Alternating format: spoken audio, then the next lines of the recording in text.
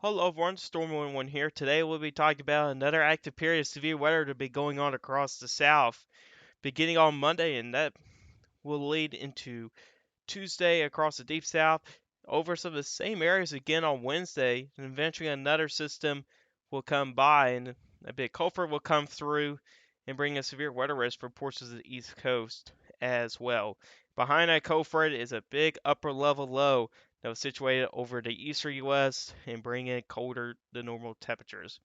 Before we get started on this video, if you guys like weather related content, you can subscribe to my channel. We do this stuff here all the time on this channel. Plus, we'll have more updates on this topic here as well over the next couple days, so definitely stay tuned for more updates as well. So we're going to get started with the watch warning advisory display. Generally, it's mostly quiet across the country. In the northwest, we do have high wind warnings and also winter storm watches in the higher elevations. Things are going to get a little active up there in the northwest over the next couple days. Red flag warning for portions of Nebraska to Kansas. And another notable thing, frost advisories for portions of west central Kentucky, southwestern Indiana, southern Illinois, and southeastern Missouri as well. Pretty much, it's quiet across the country. Severe weather outlook for today, or for the rest of today, I should say. We did have some strong severe storms in Central Florida earlier today, and that since then moved out of the area of Florida, moved off into the Atlantic Ocean, and really everywhere else of the country, it's been quiet. Day two, which is tomorrow, we got a slight risk for severe weather for portions of northeastern Texas, southwestern Oklahoma, with a large risk extending down to the Mexico border. You also got another large risk for southern Florida as well. No tornado risk for the time being, but there is a wind and hail risk for both areas as well, as which is looking to be your primary threats. Day three, which is Monday, we got a large slight risk from central Texas, and it extends as far east as southern Mississippi. All hazards could be possible on this day here. Damage winds to the hail, maybe some isolated tornadoes as well.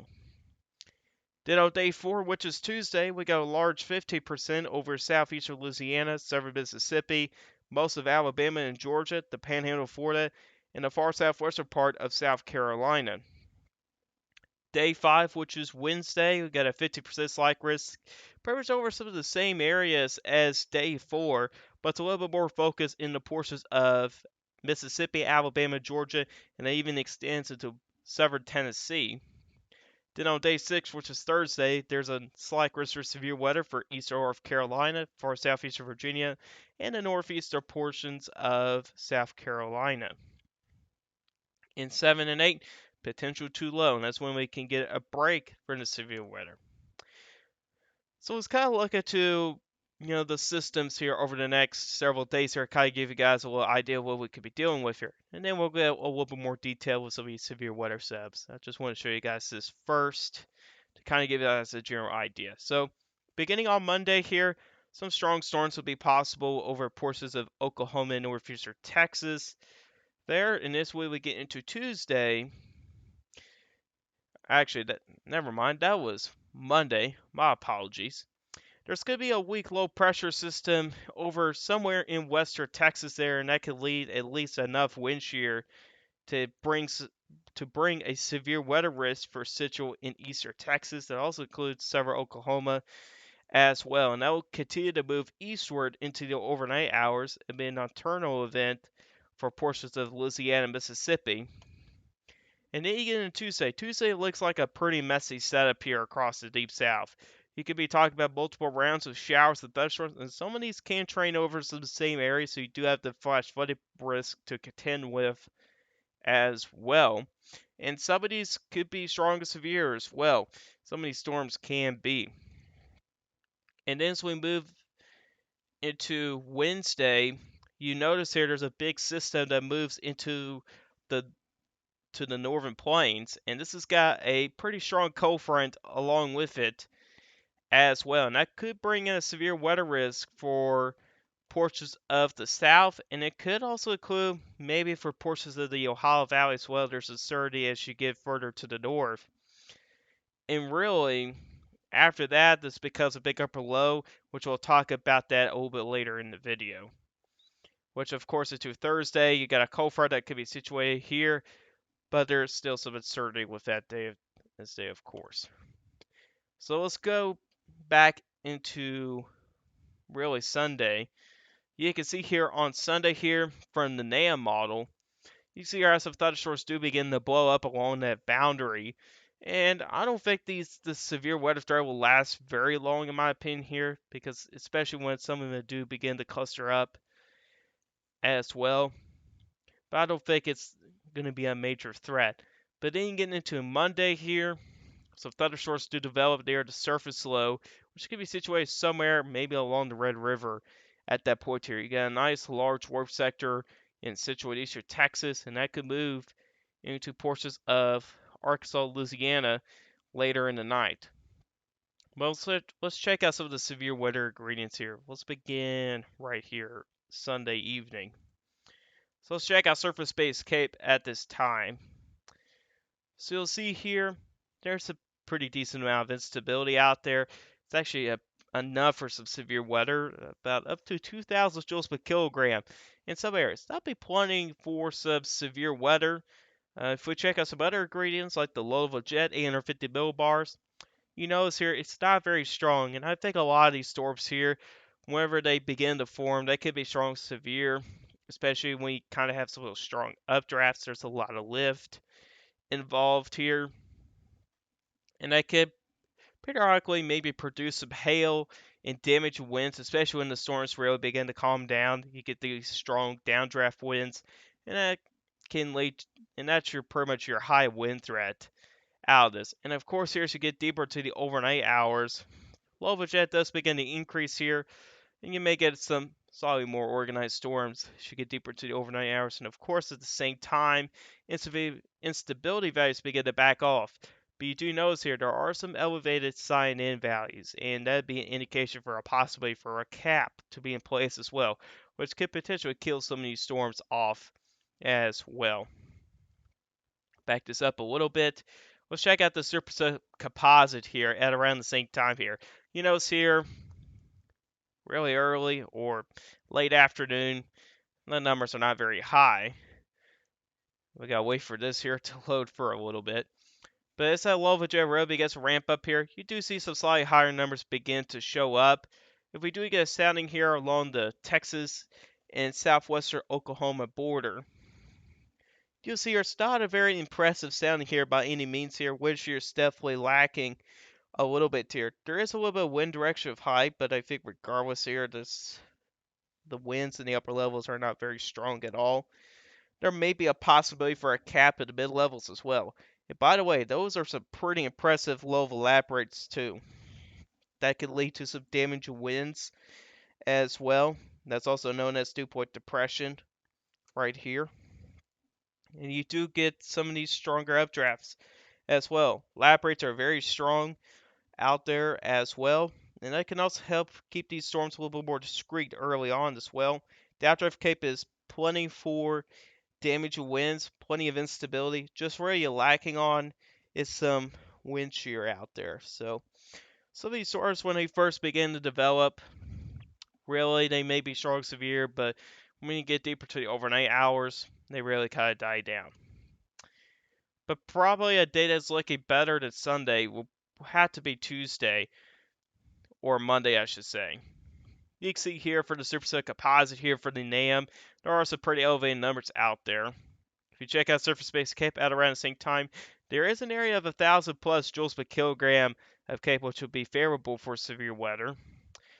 Low level lap rates, not very strong here, but as you expect here as we get deeper to the overnight hours, they do begin to increase as well, or get stronger. Stronger is a better word for it. Of course, you have dew points. There'll be enough of that. Let's bring this back to the superset composite values. Let's get a sounding out there. Central Texas. See what we get from the NAM. You can see here, wind shear not very strong again, but there is enough instability for some severe weather. Low-level lap rates are not that impressive at all, but mid-level lap rates can help with that hail threat, and it can also lead to some stronger updrafts as well. And it can also lead to more discrete mode as well, so you'll see more scattered thunderstorms out there as well. And there's this very little hodograph as well. Might just be large enough for maybe a very low end tornado threat, but I think it's not going to be a big tornado threat really at this time here. You can see here as it goes into the overnight hours. And then, bam, when you get into Tuesday, things really begin to show up. As we get into Tuesday, which if we move our sector a little bit further to the west, if we could get the bigger view, there we go. You'll see our superset composite numbers are pretty elevated out there in the deep south. You see our high as a 9 in some places. That's a pretty high number. If we get it sounding out there real quick, at the same time, let's check out some of the other ingredients while it loads. There's actually going to be a lot of instability out there. Namol's actually got up to 3,000 joules per kilogram. Now we're getting to that time of year. As we get closer to summer here, temperatures will begin to warm up as kind of the spring goes on here. So we are going to start experiencing some higher instability values or some of these severe weather setups. So that's something to note as well. And then we look into the Louisville Jet here, 850 millibars. It will be a little bit displaced here. Where we had at 3,000 joules per kilogram, the Louisville Jet's not very strong here. The strongest Louisville Jet is actually further to the east, more focused in the portions of southern Alabama into Georgia, and then eventually get up into parts of South Carolina later in the day. Dew points, of course, there's going to be plenty of dew points out there as well. Mid to upper 60s, generally for most areas. If this is going to load here. Internet's a little bit slow tonight, so I apologize for that. There's even some low 70s showing up. So here's the sound here. I believe this was over southern Alabama, if I'm correct. And you can see a pretty good environment out here overall. You got decent lap rates here. That would be favorable for more discrete mode. And that would not be a good thing because there's actually a decent amount of wind shear. And overall, you got a pretty good combination of wind shear of cape.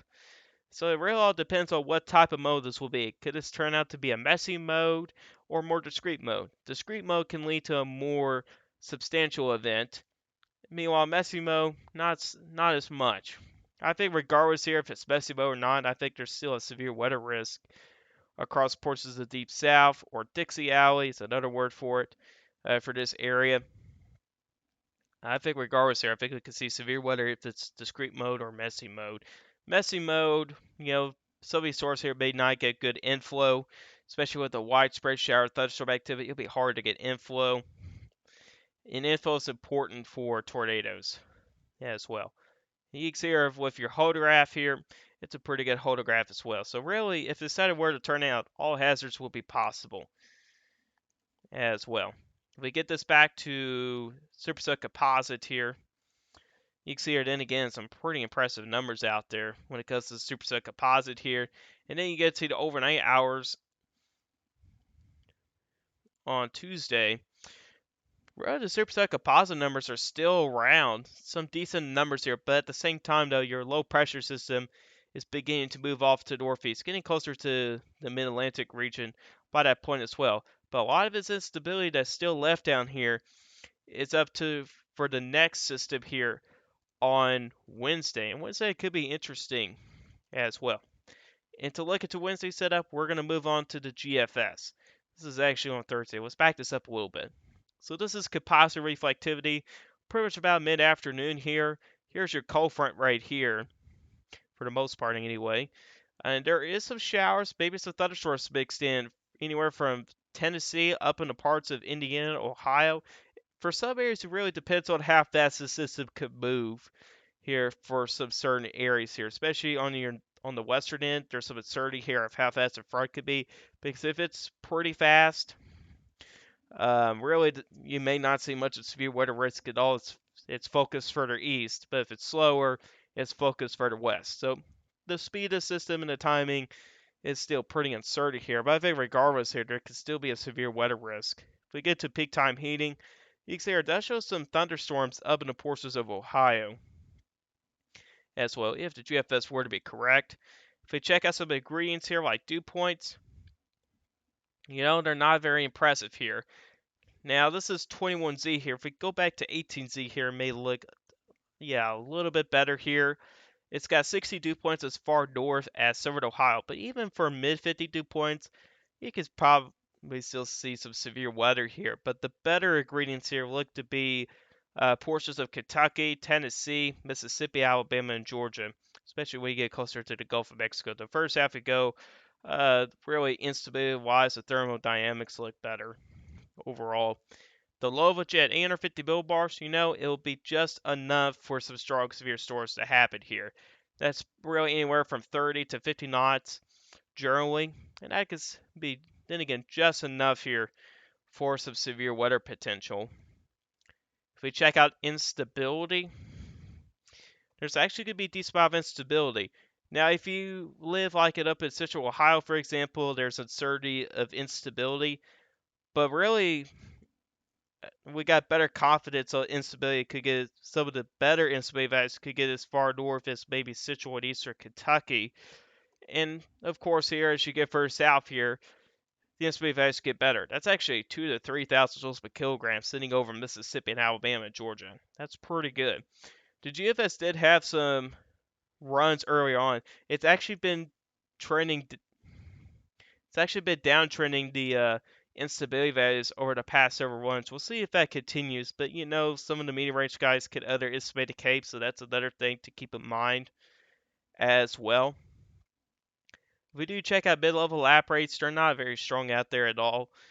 So that doesn't really lead to much way of strong updrafts into scrape mode, but it can lead to a more linear mode as well, and that'd be something to watch for.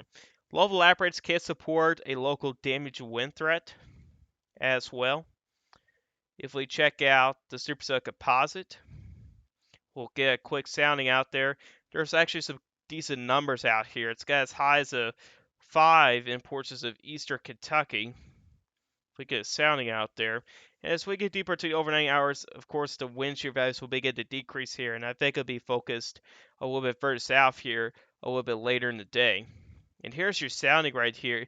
It doesn't really support much weight discrete mode here, but it does support more of a linear mode type of event as well here. Then again, you have this pretty much a skinny line here of favorable instability values. We'll have to wait and see if any showers or thunderstorms develop out ahead of the main cold front. That'll be something to watch for, because that can increase your possibility for some supercells as well. Photograph pretty small here. I think the tornado threat, at least for some of these areas here, could be limited, especially early on. Western Valley is kind of on the weaker side a little bit, but then again, there's plenty of instability to work with as well, and there's also some decent temperatures as well in dew points at the same time, and stronger low lap rates. And for right now, to me, this is looking to be mainly a damage wind threat for some of these areas, but there's still that low end tornado risk. I think we could still see a low end tornado risk. And then again, as we get deeper into the evening hours on Wednesday, kind of focus on a little bit further south here. If we go to central Alabama, where the SPC does have a 15% risk area, you can see here wind shear values again lacking quite a bit, but there's also a pretty good elevated mix layer here, which could lead to a more discrete mode as well, a little bit further south here. But also then again, you're lacking on the wind shear. To me, this looks like you could get some summertime thunderstorms and they kind of collapse on themselves, and that could lead to some strong downdraft winds. So really overall on Wednesday here, I think it's going to be mostly the main threat could be damage winds, but maybe up in the portions of Tennessee, Kentucky, there may be a low-end tornado risk up there where wind shear values are a little bit better. And you can see here for the GFS ball, it does get a little bit farther north here, more in the southeastern Ohio into portions of West Virginia. It'll be a similar situation for some of those areas as well as Kentucky and Tennessee. And then you move on to Thursday here. Then again, similar situation, depends on how fast the cold front could be. If it's a little bit too fast, it could stay mostly on the east coast. If it's a little bit slower, it could be a little bit further inland, which you can see for the GFS. It's got some decent supercell composite numbers. If we go to eastern North Carolina for a sounding, at the same time, we'll check out the Louisville Jet. 30 to 40 knots, it ain't that bad. Dew points, they're actually pretty good. Mid to upper 60 dew points.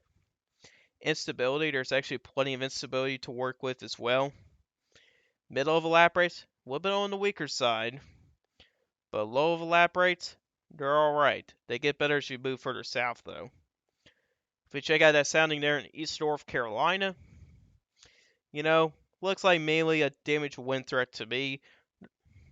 There are some decent mid-level lap rates out there, so maybe a small hail risk out there, but if the GFS were to be correct, Thursday could mainly be uh, damaged winds and maybe some hail. But then again, it could change. It's still far out, so things can change here. But this is kind of like an early look here as well of what it could be, anyway, or what it could look like as well. We'll likely have a better idea on this as we get closer over the next several days, and also when more MATA data comes into range as well. If we actually look into the upper levels, this is 500 millibars. What's interesting here for Wednesday's setup here is that really early on here, I mean, that's a nasty negatively tilt trough here, but whenever it becomes an upper level low, it really does begin to flatten out a little bit. The European mall was pretty aggressive here, and it just had this massive negatively tilt trough. That could lead to a more significant severe weather event. You'll have better wind shear values to work with, but even with this here, you can still see some severe weather. I mean, you've seen some of the wind shear values in the warm sector and the portions of the Ohio Valley. I mean, it's just enough wind shear to get some strong, severe storms to get going. And really, then again, this becomes a big upper level low. I mean, check this out here. This is Friday. I mean, this trough is huge. Your upper level low is situated over portions of Illinois and Indiana. It does continue to move a little bit further south here, but what this could also bring here is widespread below average temperatures in the eastern U.S.